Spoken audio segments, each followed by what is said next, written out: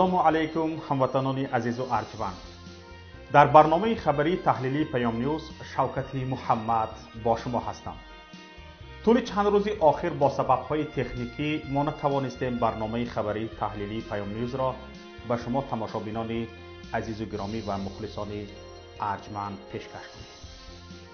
дар давоми ин чанд рӯзи охир ки барномаи мо пахш нашуд, на фақат аз Тоҷикистон, балки аз тамоми гӯшаву канори олам мо нома гирифтем. мухлисон аз тамоми гӯшаву канори олам, хусусан муҳоҷирони тоҷик арз карданд ки бесаброна интизори пахш шудани барномаи мо ҳастанд. ин моро хеле рӯҳбаланд кард. кӯшиш мекунем дар оянда боз ҳам ҳарчи бештар сазовор ба дилбастагии шумо ба барномаҳои мо бошем. инак таваҷҷӯҳ кунед ба номгӯи мавзӯъҳое ки дар барномаи имрӯза пешкаши шумо мегардад. тарсу воҳимапароканҳо ва болобарандагони нарх дар Тоҷикистон. бо суръат поинравии нархи нафт дар ҷаҳон беш аз 10% қурби рубли русӣ дар Тоҷикистон коҳиш ёфт. корбарони шабакаи иҷтимоӣ талаб доранд нархи шиносномаи хориҷӣ аз $100 то ба $10 фароварда шавад. эрон ба истеҳсоли ваксинаи зидди коронавирус оғоз мекунад. ҳоло шурӯъ мекунем ба шарҳи мавзӯи аввали барномаи имрӯза. рӯзҳои 4 ва 5 март баъди эълони баста шудани масҷидҳо ба хотири ҷилавгирӣ аз паҳншавии вируси корона, мардум ба таҳлука афтод ва ба бозору мағозаҳо сарозер шуд. ҳазорҳо тонна орд ва дигар маҳсулоти хӯрокворӣ дар ин 2 рӯз ба савдо рафтанд ва қимати орд дар бархи манотиқ то 50% боло рафт. хушбахтона чанд омил боис шуд ки аз ин вируси воҳима ҷилавгирӣ шавад ва мардум дубора ба зиндагии оддии хуб баргарданд. аз вируси корона пешгирӣ карда мардум ба вируси воҳима дучор шуд.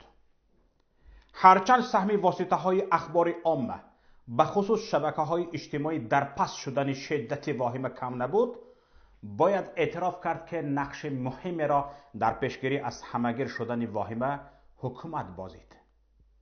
пеш аз ҳама бастани мағозаҳои ордфурӯшӣ ва баъдан маҳдуд кардани равои мошинҳо ба бозорҳо воқеан тасфи воҳимаро хеле паст кард.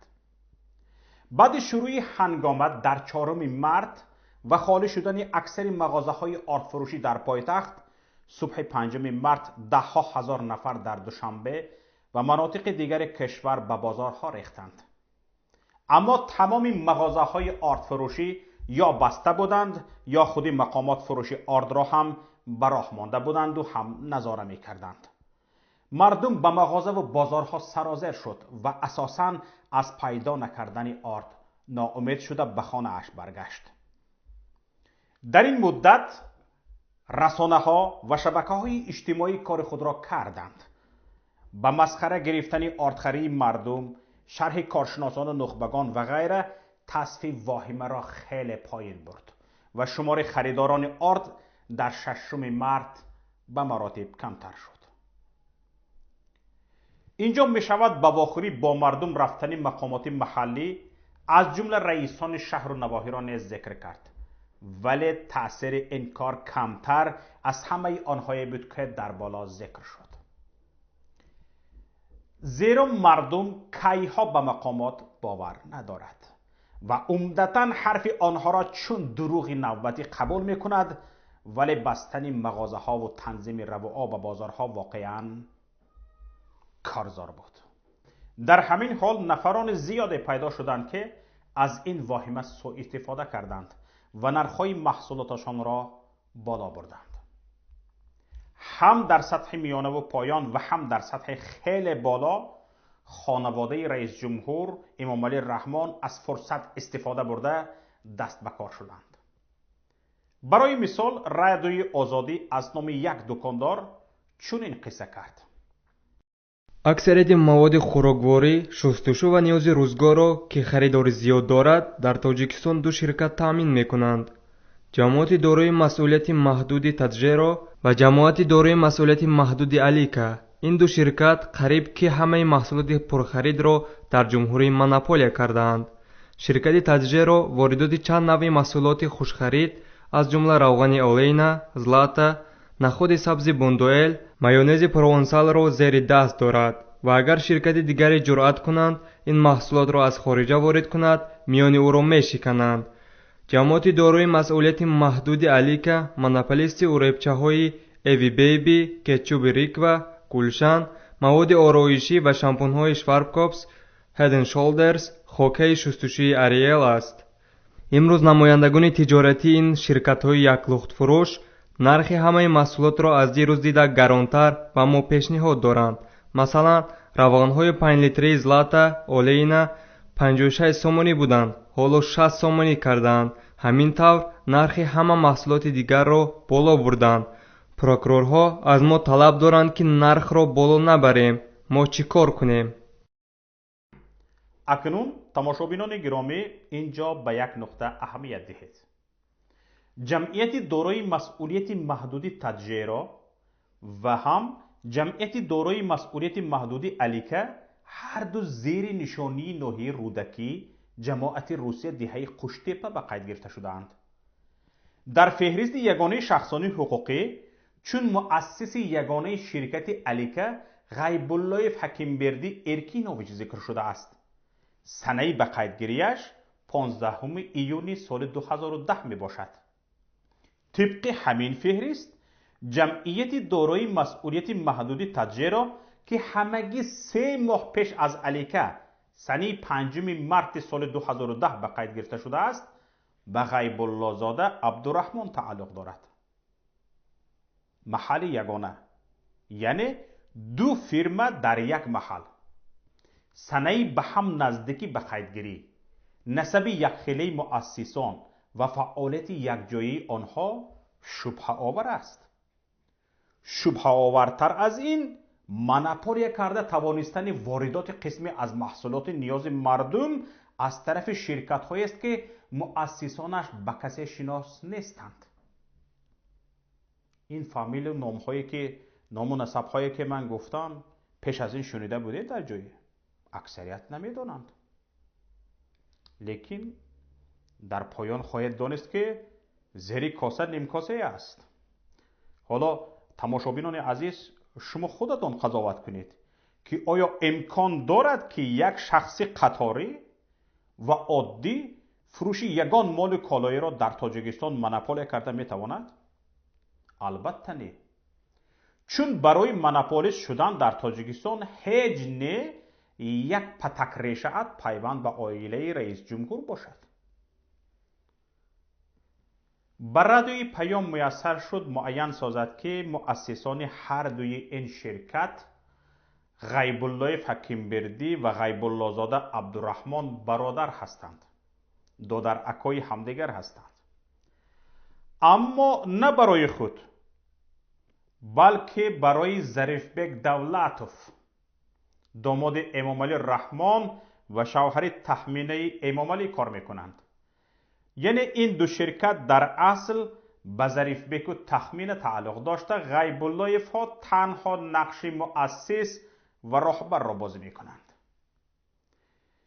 боло бурдани қимати маҳсулот дар рӯзҳое ки мардум ба таҳлука афтода буд, бо гумони ғолиб бо дасти Зарифбеку Тахмина сурат гирифтааст.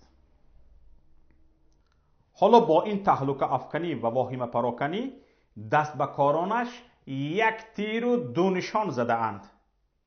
чигуна як тиру ду нишон задаанд? бо диққат гӯш кунед, як ба як ба шумо хоҳам гуфт. чанд рӯзи охир Тоҷикистон ба як бозори бузург ҳамагон шоҳидем ки табдил шудааст. ҳама мехаранду захира мекунанд. воҳимаи вирус саросари кишварро фаро гирифтааст ва мардум ба бозору мағозаҳо рехтаанд то захира кунанд. қимати орд дар як шабона рӯз то 30% боло рафт ва мақомот ба ордфурӯшиҳо супориш доданд дӯконҳои худро банданд و از فروش آرد خودداری کنند. در همین حال گزارش ها می رسند که این بحران را کارمندان مقامات به بیزنس شخصی تبدیل دادند. هرچند فروش آرد منع شده است، کارمندان وزارت کارهای داخلی و کارمندان کمیته دولتی امنیت ملی که مأمور اجرایش این امر هستند با گرفتن رشوه به فروش پنهانی آرد اجازه می دهند. برای مثال یک منبع از بازار افتاباز دوشنبه گفت که 10 کارمند پلیس را گذاشتند تا از فروش آرد جلوگیری کنند.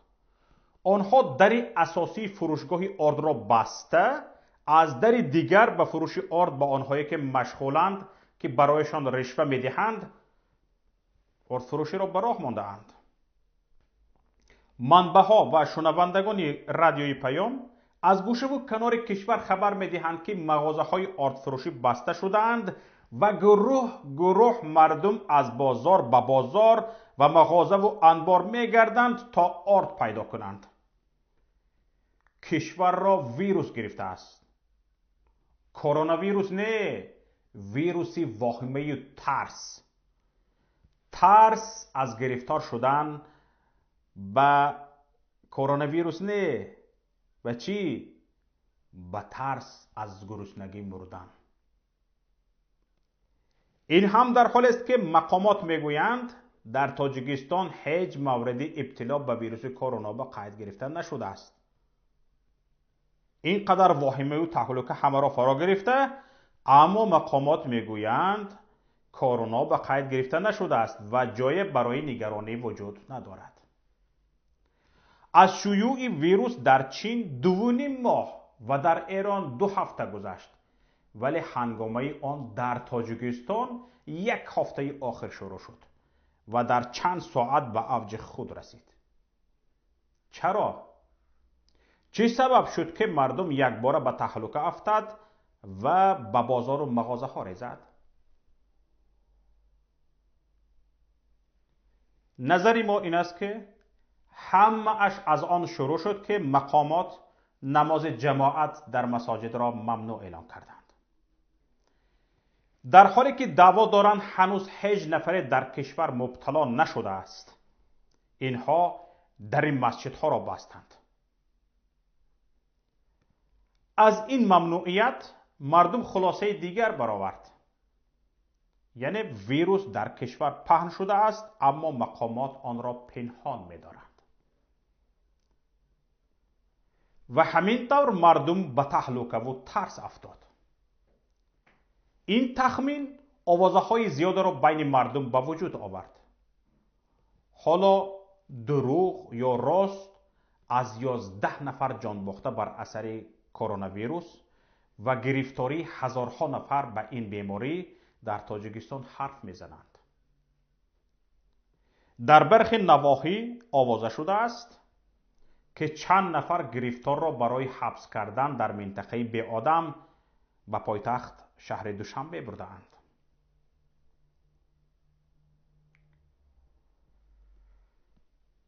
حالا چرا مقامات در این مساجد را بستند و آیا آوازه های در تاجیکستان پیدا شدن سرایت شدگان به بیماری کرونا ویروس واقعیت دارند؟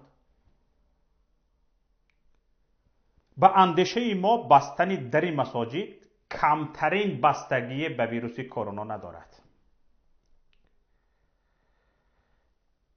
کمیته دین با رهبری معاون رئیس کمیته دولتی امنیت ملی جنرال امیربک بیکنظروف که کرسی معاونی رئیس این کمیته را نیز اشغال کرده است، چند سال آخر یک وظیفه دارد: بستن در مسجدها و جلوگیری از عبادت و تعلیم دینی مردم. کرانتین ویروس در کشورهایی که آن پهن شده است و چاره‌های احتیاطی در کشورهای دیگر به این کمیته ضد دینی نیز شانس داد. یک شانسی بسیار مهم تا به آرزوی دیرینه‌اش برسد. با بهانه جلوگیری از ویروس، یعنی از کرونا ویروس، به درهای تمام مسجد قلف زد. بیک نظرف امنیتی وظیفه خودش را با کمال میل اجرا کرد.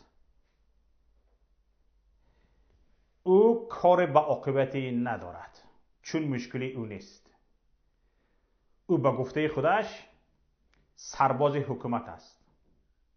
حالا مقامداران و منصبداران ما من سرباز حکومت گویند،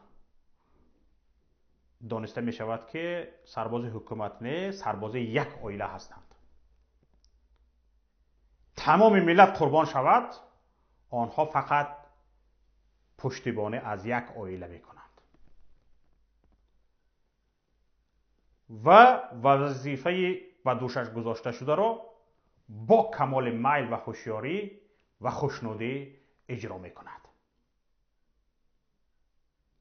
شورای علما هم بدون هیچ اعتراض و تحلیل این تصمیم بیگ نظرف را پذیرفت، چون شورای علما هم نه در خدمت دین، نه در خدمت مردم دیندار، نه در راه خدا هستند، بلکه در خدمت یک عائله و در راه نشان داده یک عائله هستند. اصلا سبب وجود و وظیفه اصلی این شورا پذیرفتن همه تصمیم های کمیته دولتی امنیتی ملی می باشد و حرف زدن درباره آن صرف بیهوده وقت و گیج کردن عصب است. چون در تاجیکستان مرکز یگانه تصمیم گیری وجود ندارد، هر نهاد تصمیم را با در نظر داشتن منافع خودش، انیقترش، رهبرش می گیرد. تنها بعد معلوم شدن آن که تصمیم نادرست بوده است به تحلیل آن می پردازند. اول بدون تحلیل تصمیم را می گیرند، بعد از آن که دانسته می شود تصمیم نادرست بوده است به تحلیل می گذارند. حالا تصمیم یک گنرال که خودش را مالک مساجد کشور پنداشته است، کشور را به بحران وارد ساخت که عاقبت آن را پیشگویی کردن امکان ندارد. حالا تمامی مقامات کشور سفربر شدند تا از عواقب خطرناک تصمیم احمقانه یک گنرال پیشگیری کنند. وزارت کمیته ها از وجود ذخیره 2 ساله حرف میزنند. وسایط اخبار عامه کوشش میکنند مردم را آرام کنند. رئیسان نواحی و سرداران مقامات انتظامی و امنیتی به نزد انبار و بازارها سفربر شدند تا به مردم کفالت دهند که بحران در نظر نیست، اما کسی باورشان نمی کند. چون این مردم در 27 سال حکومت این رژیم مطمئن شده است که این رژیم هرگز حرف راست را نمی گوید و همیشه واقعیت و حقیقت را پنهان می دارد.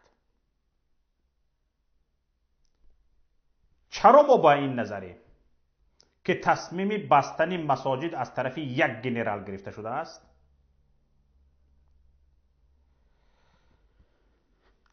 مسجد از امن‌ترین مکان جمع‌شوی آدمان است و نظر به دیگر موضع‌ها و دیگر جای‌های جمعیتی آسیب پذیر نیست. با چند دلیل. یکم، پیش از رفتن به آن یعنی به مسجد آدمان طهارت میکنند که یکی از عامل‌های پیشگیری پهنشوی ویروس است. طبیبان هم چنین توصیه میدهند برای اینکه به ویروس گرفتار نشوید پیش از طعام دستتان را بشویید، طهارت بگیرید، به تازگی رعایت کنید. و نمازگزارانی به مسجد میرفته حتما پیش از رفتن به مسجد طهارت میگیرند، خود را پاک میسازند و سر و لباس تازه خود را پوشیده میروند. دوم، جمع‌شوی مردم در مساجد بیش از چند دقیقه محدود طول نمی کشد. آنجا مردم طولانی نمی ایستند. سوم، در مسجد گفتگوی روبرو که یکی از سبب‌های اصلی گذشتن بیماری است بسیار کم واقع می شود، چون حرف زدن در آن یعنی حرف زدن در مسجد منع است. چهارم دلیل ما، مسجدها از تمیزترین و پاکیزه‌ترین مکانهای جمعیتی اند. در دنیا از مسجد دیده پاکیزه‌ترین مکان را نخواهید یافت. دلیل دیگری ما، در مسجد خوراک که با هم خوردنش سبب گذشتن ویروس است وجود ندارد. و همین طور ده ها دلیل دیگر را آوردن ممکن است که از همه جایهای جمعیتی دیده مسجد در پهشوی ویروس جای آسیب پذیر نیست. شاید کمترین امکانیت ها وجود داشته باشد، لیکن پیش از مسجد باید دیگر موضع ها را می دیدند و باید برای پیشگیری کرونا ویروس چندین تا جایهای جمعیتی وجود دارند که باید در آنها را پیش از همه می‌بستند. اما در همین حالی که در مساجد تمام کشور را برای گذاشتن نماز جماعتی بسته‌اند، جایهای جمعیتی دیگر که امکان پهن‌شوی بیماری در آنها صدها برابر بیشتر از مسجد است گشاده باقی می‌مانند. بازارها، مکتبها، دانشگاهها، دیسک کلوب و مکانهای تفریحی و غیره دراشان محکم نشده است، چون حالا خطری وجود ندارد. این را حکومتداران ما میدانند. حالا خطری که باید جایهای جمعیتی بسته شود وجود ندارد، اما آنها همه این را ماندند، یک سو آمدند در این مساجد را بستند، چون بهانه بستن مسجد پیدا شد. به گفت یک کاربر فیسبوک، شما حکومتداران در خانه های خدا را بستید، خدا در آرامش را میبندد. حالا مراسم افتتاح بزرگترین مسجد جامع منطقه آسیای مرکزی در دوشنبه که قرار بود با شرکت رئیس جمهوری تاجیکستان امام علی رحمان و امیر قطر تمیم بن حمد الثانی روز 12 مارس برگزار گردد، برای مدت نامعین به خاطر کرونا ویروس دوباره موقوف گذاشته شد. برنامه ما ادامه دارد.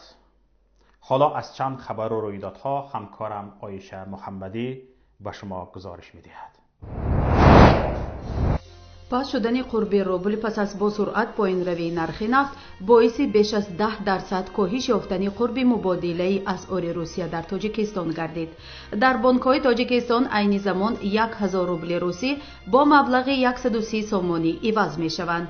هفته گذشته به عوض این مقدار 145 سومانی داده می‌شد. اما قرب رسمی روبل روسی که از جانب بانک ملی تاجیکستان مقرر کرده شده است، چون یک هفته پیش به تغییر باقی میماند. 14 سومانی و 13 درم برابر 100 روبل می باشد. قرب دلار آمریکایی و یورو نیز قریب تغییر نیافته است. امروز یک دلار به 9 سومانی و 68 درم و یک یورو به 10 سومانی و 96 درم برابر است. بعد با سرعت پایان رفتن قیمت نفت در بازار جهانی، 9 مارس کاغذهای قیمت‌های بیشتر شرکت‌های بزرگ روسی نیز در بورس لندن حدود چهارک قیمت خود را از دست دادند. بازار سهام ایالات متحده آمریکا هم بزرگترین افزایش قیمت از زمان جنگ اقتصادی با چین را تجربه کرد. قیمت سهام برابر بازشوی بازار یک باره 5% سقوط کرد و در حال سودا در بازار سهام بازداشته شد. طور نشریه رسمی ویدمستی خبر می‌دهد روز 9 مارس بر اثر با سرعت پایان روی نرخ نفت در بازارهای جهانی قرب روبل خیلی کاهش یافته است. روز جمعه 6 مارس در اوپک پلوس سازمان کشورهای صادرکننده نفت سازش حاصل نشده، علاقه روز 9 مارس ارزش نفت تمغه برنت 30% پایین رفت و تا $31.2 برای یک بارل رسید که این نشان دهنده از سال 1991 تا کنون کاهش یک روزه از همه زیاد می باشد. قرب روبل نسبت به دلار 8.8% تا $74.50 و یورو 9.7% تا 85 روبل پایین رفت که بزرگترین کاهش یک روزه قرب روبل از 16 دکامبر سال 2014 تا کنون دانسته می شود. حالا بیش از میلیون نفر شهروندان تاجیکستان در روسیه کار و زندگی می کنند و حجم پولهای فرستاده آنها از این کشور به وطن به حساب میانه $3 میلیارد را در یک سال تشکیل می دهد. یک فعال شبکه اجتماعی از وکیلان نوتعیین شده مجلس نمایندگان تاجیکستان خواسته است که برای کاهش نرخ شناسنامه خارجی اقدام کنند. بختیار اصلانوف کاربر شبکه اجتماعی نوشته است نرخ کنونی شناسنامه خارجی و تشخیص نقلیات بی‌رحمانه و بی‌انصافانه گران است که نمایندگان مجلس نو قانونگذاری کشور باید این قانون را اصلاح کنند. بختیار تاکید کرده است که از این شناسنامه نه تنها صاحبکاران بلکه بیمارانی که به خارج کشور برای طبابت میروند و مهاجران مهنتی که برای دریافت یک بریده نان به مهاجرت میروند استفاده مینمایند. نرخ یک شناسنامه خارجی حدود 1000 سومانی معادل $100 آمریکایی است که در 2 هفته صادر می شود. اما اگر شخص شناسنامه‌گیر با پرداخت مبلغ اضافگی طلب کند، یک هفته زودتر این حجت را با پرداخت 1500 سومانی برابر با $150 می گیرد. حتی گرفتن شناسنامه خارجی در مدت 3 روز هم امکان دارد، اما باید 2250 سومانی برابر با $225 پرداخت کند. بختیار اصلانوف پیشنهاد کرده است که نمایندگان مجلس نو قانونگذاری تاجیکستان نرخ شناسنامه خارجی را نه 1000 سومانی بلکه 100 سومانی برابر به $10 تعیین کنند، زیرا در 5 کشور آسیای مرکزی نرخ شناسنامه خارجی بسیار ارزانتر از تاجیکستان است. گفتنی شناسنامه خارجی تاجیکستان برابری از بی‌قدرترین در جهان بودنش از قیمتترین شناسنامه در جهان است. محمد اشرف غنی و عبدالله با برگزاری مراسم تحلیف جداگانه به طور همزمان به عنوان رئیس جمهوری افغانستان سوگند یاد کردند. اشرف غنی پس از ادای سوگند طی سخنان در این مراسم گفت دولت در انحصار تیم دولتساز نخواهد بود. بعد از 2 هفته کابینه همه‌شمول تشکیل می‌دهیم. اشرف غنی با تاکید بر اینکه فهرست هیئت مذاکره کننده صلح افغانستان فردا نهایی خواهد شد گفت فردا فرمانی را در رابطه به نهایی 5000 زندانی عضو طالبان صادر خواهد کرد. غنی در نخستین فرمان خود در مراسم قسمیات‌کنی یوسف غضنفرو را به عنوان نماینده ویژه رئیس جمهور در امور توسعه اقتصادی تعیین کرده است. در این مراسم زلمه خلیلزاد فرستاده ویژه آمریکا برای صلح افغانستان، راس ویلسون سرپرست سفارت آمریکا در کابل، گنرال اسکات میلر فرمانده نیروهای حمایت قاطع ناتو و برخی سفیران کشورهای دیگر از جمله کانادا و آلمان حضور داشتند. صدای انفجار در نزدیکی کاخ ریاست جمهوری افغانستان در حین برگزاری مراسم قسمیات‌کنی محمد اشرف غنی به گوش رسید، اما تاکنون جزئیات این انفجار مشخص نیست. مهمانان خارجی از جمله خلیلزاد و میلر در پی شنیده شدن صدای انفجار محل مراسم را ترک کردند. عبدالله نیز با حضور شماری از راهبران سیاسی، نماینده‌های شورای ملی و هوادارانش مراسم قسمیات‌کنی خود را در ساختمان ریاست اجراییه برگزار کرد. عبدالله پس از مراسم سوگند طی سخنان ضمن قدردانی از نیروهای امنیتی افغان گفت نیروهای دفاعی و امنیتی افتخار تمام مردم افغانستان است و باید در هر نزاع بی‌طرفی‌شان را حفظ کنند و به سلامتی افغانستان فکر کنند. عبدالله تاکید کرد که در خلال انتخابات ریاست جمهوری به مردم افغانستان وعده داده بودیم که دولت تقلبی را نمیپذیریم و به این تعهد خود پایبند هستیم. کمیسیون مستقل انتخابات افغانستان در 18 فوریه سال جاری محمد اشرف غنی را پیروز انتخابات ریاست جمهوری این کشور اعلام کرد، اما رقیب او عبدالله در واکنش خود اشرف غنی را متهم به تقلب کرد. بحران سیاسی در افغانستان با برگزاری مراسم قسمیات‌کنی جداگانه از سوی اشرف غنی و عبدالله و ادای سوگند آنها به عنوان رئیس جمهور وارد مرحله تازه شد. در همین حال شهروندان این کشور از پیامدهای ناگوار اقدامات طرفین ابراز نگرانی کرده خواستار حل اختلاف میان اشرف غنی و عبدالله شدند. عضو کمیته علمی کووید 19 ایران از آغاز تست بالینی داروهای ساخت شرکت‌های دانش بنیانی ایرانی برای تشخیص و درمان نفران مبتلا به کرونا ویروس خبر داده است. مصطفی قانوئی عضو کمیته علمی کووید 19 ایران در خصوص آخرین وضعیت تولیدات شرکت‌های دانش بنیانی ایرانی برای تشخیص سریع کرونا ویروس و درمان این بیماری اظهار داشت که همکنون 2 شرکت ایرانی در حال تولید 2 داروی گیاهی هستند که برای درمان مبتلایان به کرونا ویروس استفاده می‌شوند. قانوئی افزود 2 شرکت دیگر نیز در زمینه تولید 2 داروی دیگر فعالیت می‌کنند که این داروها مجرای خلقی و تنفسی را از هر گونه ویروس پاکسازی می‌کنند. منبع افزود که داروها مجوز کمیته اخلاق وزارت بهداشت، درمان و آموزش پزشکی ایران را دریافت کردند و تست‌های بالینی این داروها از 5 مارس آغاز شده است. قانوئی گفت تست‌های بالینی این داروها تا 2 هفته دیگر ادامه دارد و افزود که اگر پاسخ این تست‌ها مثبت بود شرکت‌های ایرانی برای تولید زیاد این داروها اقدام می‌کنند. شرکت‌های دانش بنیانی ایرانی پیش از این نیز موفق به ساخت کیت‌های تشخیص کرونا ویروس شدند. کرونا ویروس یا کووید 19 به بیش از 100 کشور سرایت کرده است. بر اساس آخرین آمار تا کنون بیش از 110,000 نفر در جهان به این ویروس مبتلا شدند که از این تعداد بیش از 62,000 نفر بهبود یافتند و حدود 3800 نفر نیز جان خود را از دست دادند. این بود تحلیل و شرح خبرها تا این دم. برنامه‌های دیگری ما را در شبکه‌های اجتماعی و پایگاه پیام.net لطفاً پیگیری کنید. همچنین همه روزه چند برنامه‌های دلنشین که در رادیوی پیام صدا می‌دهند امیدواریم پسند شما می‌گردد. هر خبر و رویداد را شاهد شدید لطفاً به رقم 49 15 16 46 15 947 توسط پیام رسان‌های واتساپ، وایبر، ایما یا تلگرام فرستید. مخفی نگاه داشتن حیثیت شما کفالت داده می شود. خیلی زیاد هموطنان با ما در تماس هستند و معلومات‌های زیادی به ما می رسند. به تمام نفرانی که ناوابسته از همه مشکل‌ها به ما معلومات می فرستند اظهار تشکر و منتداری می کنیم. لطفاً مشتری شدن به کانال یوتیوب ما و نوشتن نظر خود درباره این نوار را فراموش نکنید. اینچنین ماندن یک معقول شد را نیز لطفاً دریغ ندارید. در پناه الله بمانید. خیر تا روزی دیگر.